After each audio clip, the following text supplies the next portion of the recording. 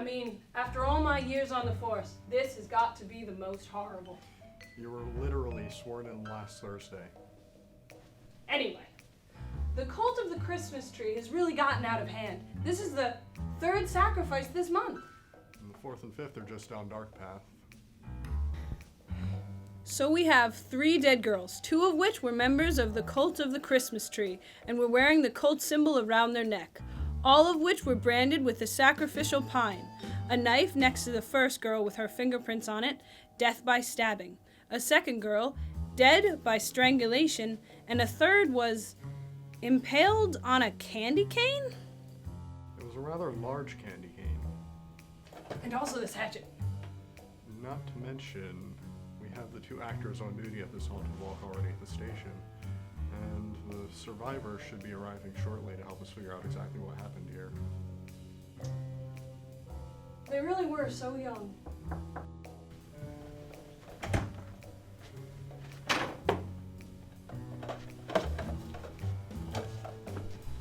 Oh my god. Miss Olivia, we know this is hard for you, and we appreciate you coming here so soon after the tragedy. Let's just get this over with. I can't stand being here. My friends Vanessa, Kate, and Abby wanted to go on the haunted walk. They're big Halloween fanatics. I, of course, didn't want to go. What? Why? Halloween walks are fun. Shut up, this is my narration.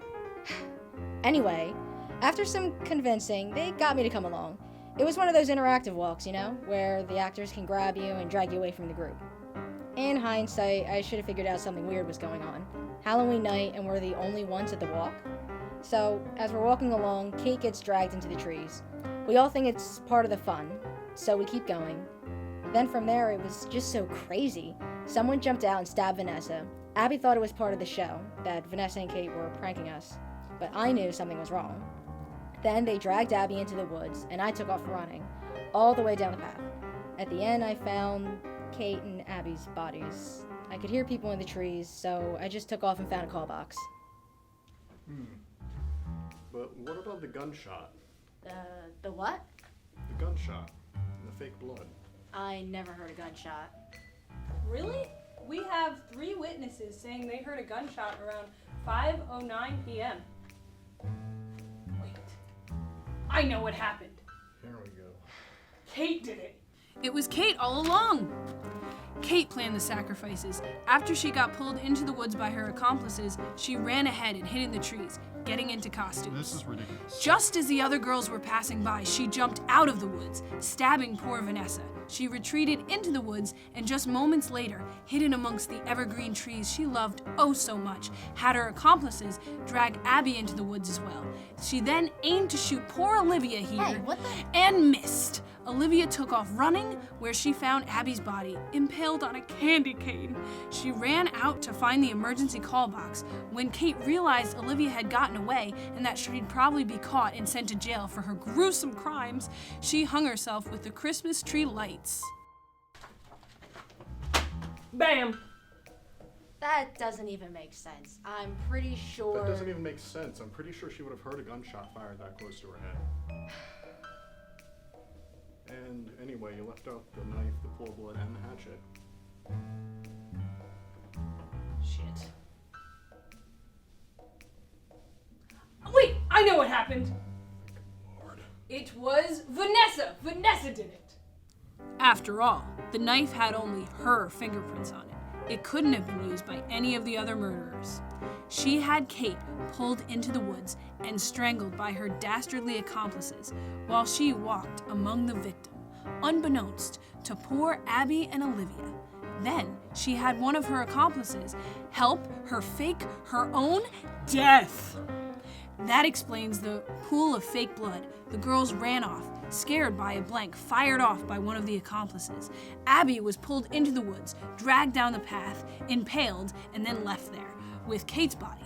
When Olivia found them before running to the emergency call box. When Vanessa heard the police sirens, she ran back here, laid down, and stabbed herself. You left out the hatchet again. Abby did it. Are you suggesting to me that she impaled herself on a candy cane? You know, your idiotic ramblings have helped me. Aw, shucks. The main error in your hypotheses, which even I didn't notice at first, was that none of them align with Olivia's story. What? In fact, I can't think of a single scenario in which any of the girls other than Olivia could have been responsible. My friends are dead, and you think I killed them? How dare you? It happened like this. The two actors were Olivia's accomplices. Needing human sacrifices for one of their rights, they decided to betray their friends, two of whom were fellow members of the cult of the Christmas tree. They staged a fake haunted walk. To further confuse her victims, Olivia convinced Vanessa and Kate, who were members of the cult, that they were only going to murder Abby. That way, there'd be no suspicion. The walk began. Kate was dragged into the woods, strangled, and left at the end of the path. Vanessa, realizing something was wrong, decided to draw her knife and get the sacrifice over with. One of the accomplices then jumped out and stabbed her, leaving Olivia and Abby alone. Now all Olivia had to do was get Abby down to the end of the path, where her accomplices were waiting to kill her. Olivia was dragged into the woods, fired a blank at precisely 5:09 p.m., slapped some fake blood on her head, and fell forward onto the path, frightening Abby and sending her sprinting down the path toward her ultimate doom. Olivia then picked herself up, took the shorter path, and beat her there, lying in wait to finish the sacrifices. Not to mention the bodies were left in the shape of a Christmas tree. After the deed was done, Olivia planted the hatchet, with her accomplice's fingerprints on it, and sprinted to the call box to phone the police. In fact, I bet I know what's on that chain around your neck.